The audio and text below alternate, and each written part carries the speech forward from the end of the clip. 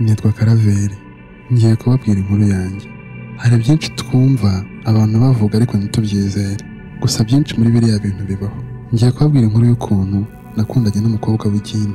Yari yaratumwe roho yanjye kugira ngo azayijyane ikuzimu, ubundi bw'umukozi wa Satani. Ibyo kandi byagezweho, gusa kubw'amahirwe nabivuyemo. Uru ni urugendo rukomeye rwo kuva ku isi ujya ikuzimu kandi ukanavayo. Inkuru yanjye itangirira iwacu mu Ruhango. Umusore w'inshuti yanjye wari warageze i Kigali witwaga Eric yarampamagaye ambwira ko i Kigali hari ubuzima, hari imibereho. Navuye mu cyaro iwacu ngurishije inka yanjye kuko ari umutungo nyine nagiraga. Nkigera i Kigali nasanze Eric aba ahantu bita Nyabisindu. Ubwo hari mu mwaka wa 2002. Naraje nsanga aba mu nzu ya wenyine, ubwo twagombaga kubana. Eric yari umusore wabaswe n'uburaya n'iraha ryo ku rwego rwo hejuru. Ihene mbi ntawizirikaho inziza. Yarabintoje, dutangira kujya tururana amajoro tugenda tujya mu tubyiniro, tujya n'ahandi hatandukanye. Nibwo bwa mbere nari nywaye inzoga. Muri 2003 nibwo twagiye kubyinira mu Kiyovu. Eric wari umukunzi w'indaya cyane, yabonye umukobwa wigurisha, yamusabye ko twatahana. Gusa uko tugenda tujya mu rugo, uwo mukobwa yagiye agaragaza cyane ko yankunze kuruta Eric, nubwo ariwe wari kumwishyura. Inzira yanjye y'umusaraba itangirira aho ngaho. Umusore uvuye mu cyaro wakunzwe n'umukobwa w'umusirimu w'i Kigali byari ibintu bitangaje. Nakubeshye numvaga nanjye uwo mukobwa namukunze, ariko ntabwo nari gushobora kubimubwira. Bidatinze yaje kumbwira ko yankunze kandi ko wari umwana wo mu bakire, ahubwo ari uko yikundirira.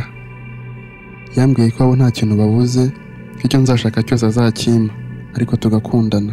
Nanjye nk'umwana wari uvuye mu cyaro, nta hantu ndigeze ntafite ubuzima, naramwemereye, ariko musaba ko yava mu buraya.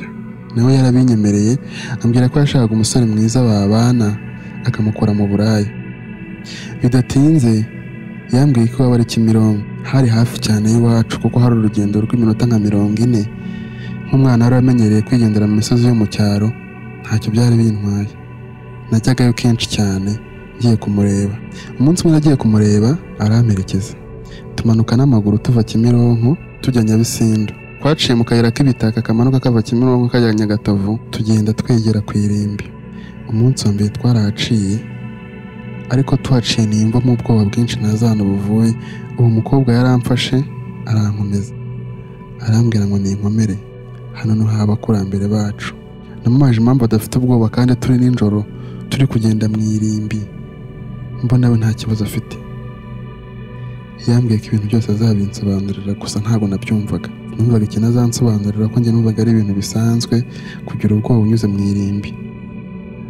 Uwo mukobwa twarakomeje turagenda, ambwira ko ejo nzongera nkaza kumureba kandi akamperekeza tukanyura n'ubundi aho ngaho ku irimbi.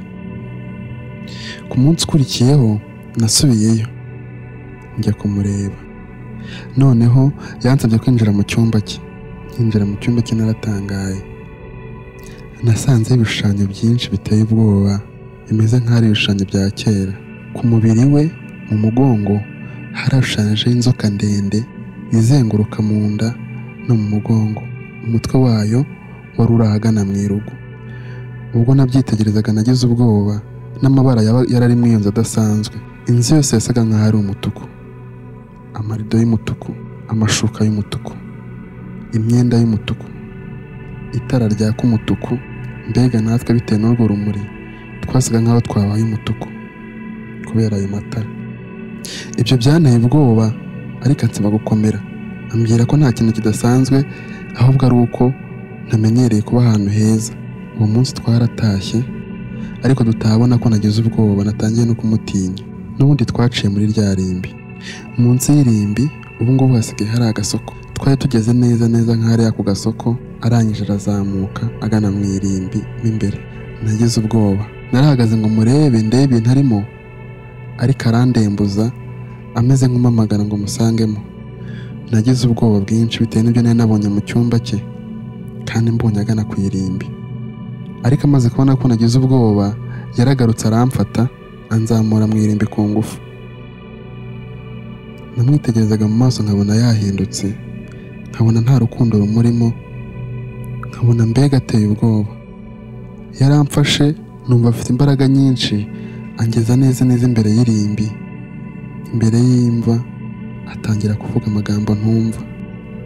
Yambwiye amagambo ntazi, ariko uko ayavuga nkumva arimo imbaraga nyinshi cyane, aho turi hagatitira.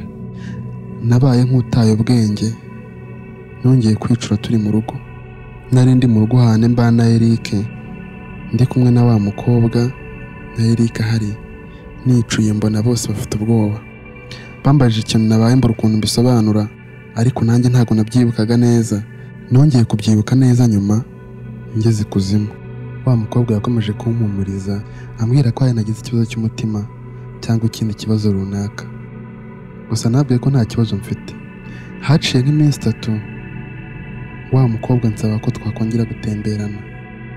Gusa ibintu byose nari meze nk'uwabirose, mu by'ukuri ntabwo nimba ushaka ari ibintu byabayeho. Akambwira ko ari ibintu nshobora kuba naratekereje cyangwa bya bindi mu mutwe gusa. Twateze umutaximeni, ambwira ko agiye kuntembereza mu ntara.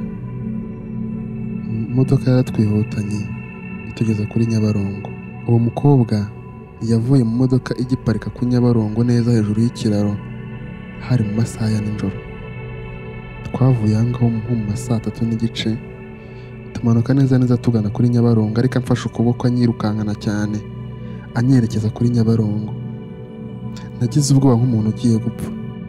Ndatekereza ko arashobora kungerera nabi cyangwa akaba afite nka bagenzi be bagiye kunyica.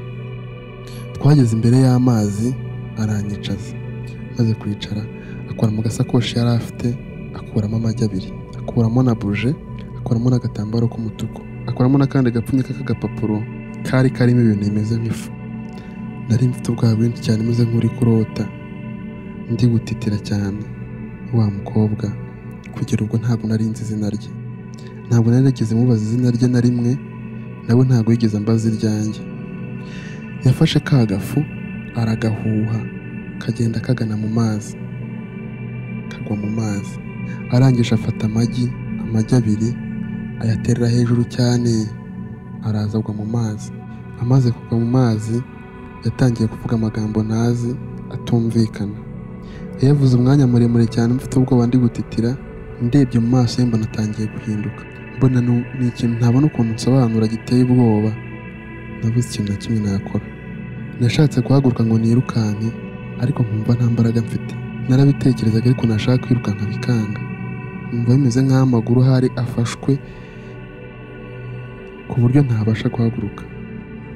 Haciyemo akanya numvise ijwi rihamagara, mu ijwi rikomeye cyane rinini rirenga, ahamagara ati Bernadetta, Bernadetta. Ahamagara ati Bernadetta, wakinguriwe, injira. Iryo jwi nararyumvise. Ngiye kubona mbona ahantu twari turi mu mazi hacitse esikariye. Amazi yabaye nk'akamye, hacika esikariye. Yamfashe ukuboko tumanuka muri za esikariye twiruka cyane. Amanukana nyirukanza cyane muri za esikariye umwanya muremure cyane, ku buryo twamanuka tumeze nk'aho tutari kugera aho tujya. Iyo narebaga imbere nta kintu nabonaga uretse esikariye ikurikiyeho. Inyuma naho uko twahavaga hagendaga haza umwijima. Twaramanutse twirukanka cyane umwanya muremure, turiruka cyane.